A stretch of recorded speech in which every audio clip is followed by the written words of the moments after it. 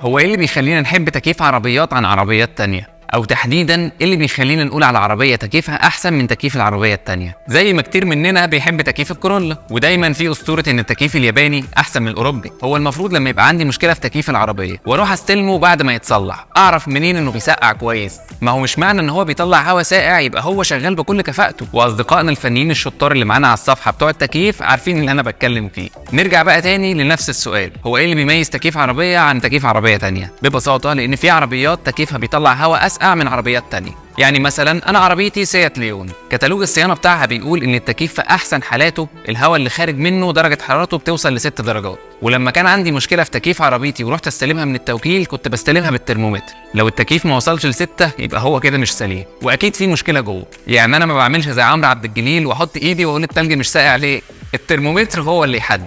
وبعد ما استلمتها ومع التجربه العمليه لقيته انه ما بيوصلش لدرجه 6 دي الا مع طريق سفر، والجو كمان ما يكونش حر قوي. انا بقى دلوقتي هسيب الاستوديو واروح اجيب ترمومتر عشان نعمل التجربه ونشوف كل عربيه هتسجل درجه حراره قد ايه.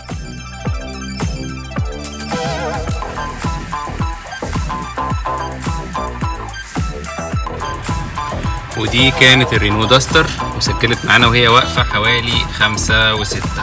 تتروين سي اليزي درجة الحرارة بره 32، وبعد تدوير الموتور لمدة 5 دقايق درجة الحرارة يدوب 11.5.